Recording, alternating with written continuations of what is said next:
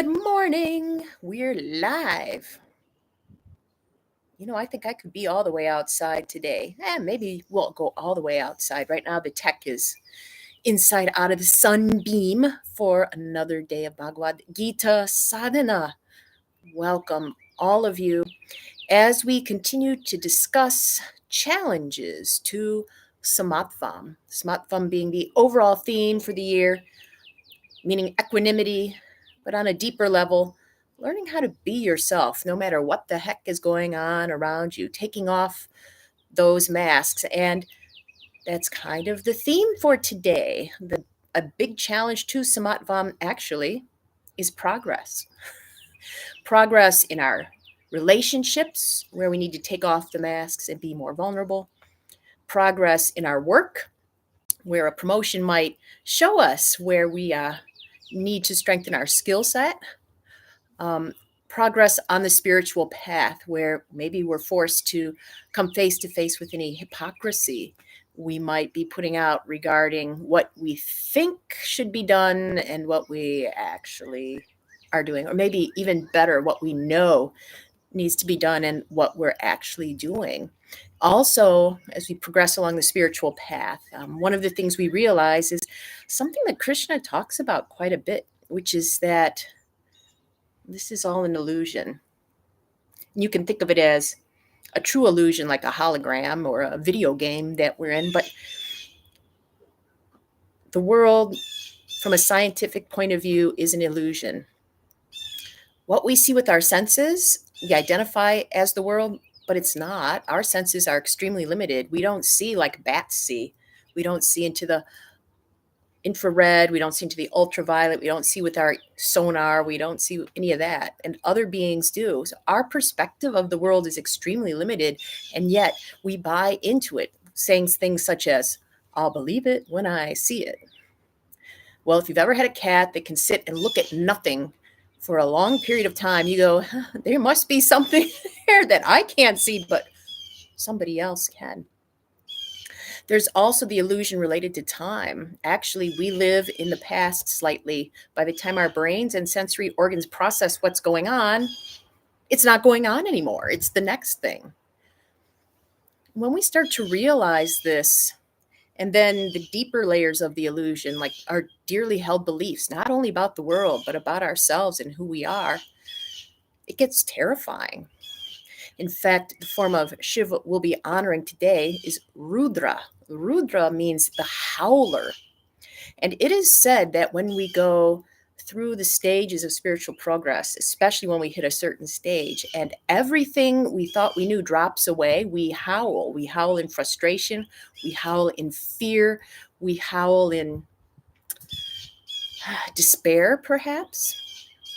I had a similar experience to that in one of my different conscious states, and it was exactly as foretold.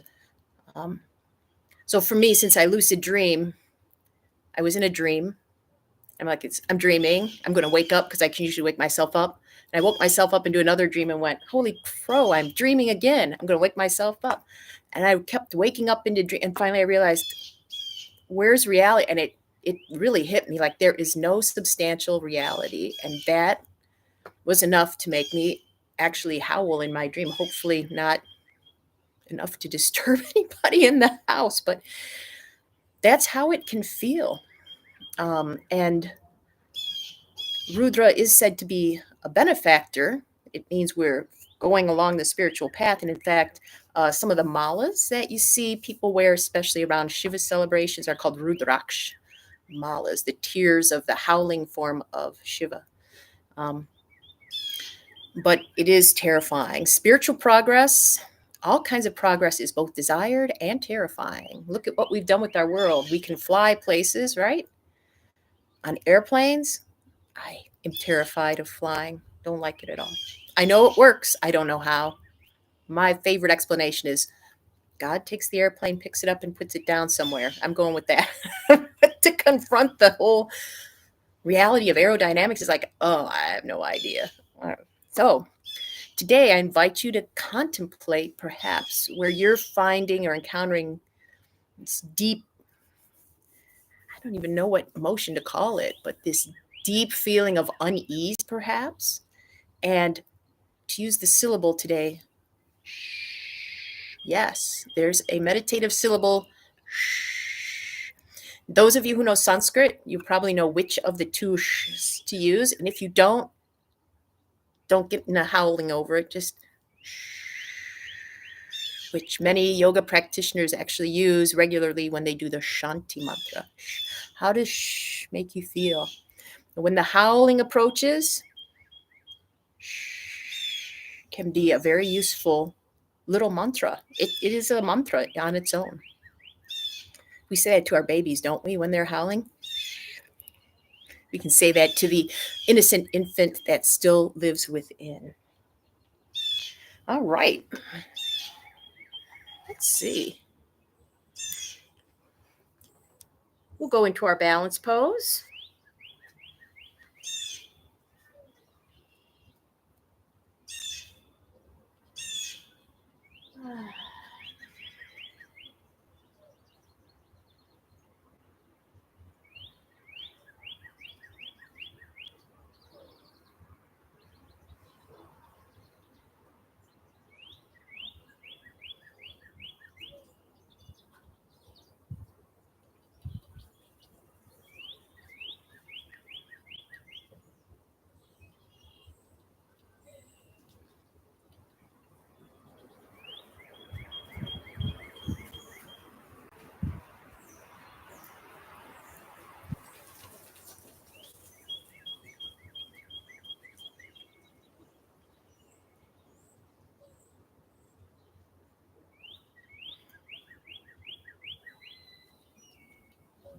Let us switch sides.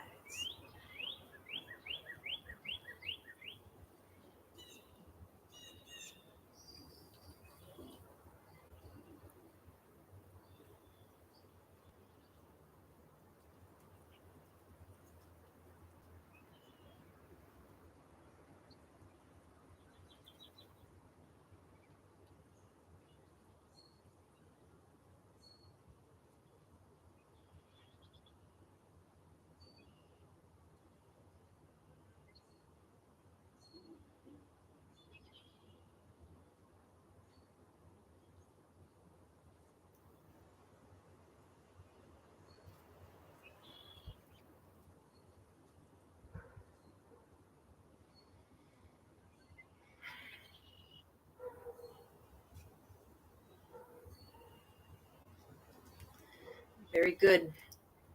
Meditating and perhaps contemplating the syllable. You can do this mudra if you want, but just how that makes you feel. We'll find out in 5.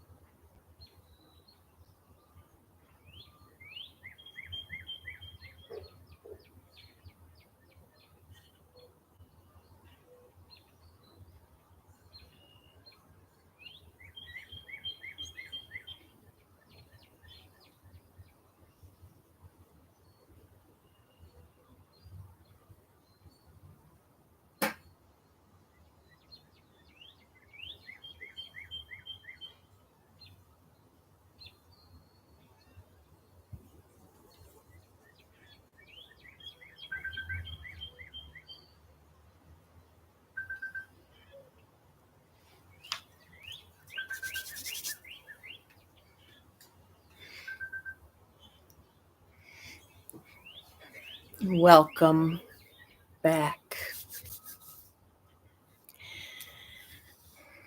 I mentioned this practice is dedicated to Rudra and also to Freddie. I'm thinking of you. Thank you so much for sharing this dream, this illusion with me. It makes me howl less. If you'd like to spend more time together, maybe you saw if you get our newsletter, there's going to be a little program related to this sadhana where we can all connect via Zoom and you have a chance to ask questions. We can do a practice actually together. Details, if you go to the link right below workshops and scroll down to a season of sadhana, because it's coming up on 3 months, a calendar season. Oh my gosh, of our time together. Can you believe it? Wow. Anyhow, I sincerely hope to see you tomorrow. Until then, may you find peace.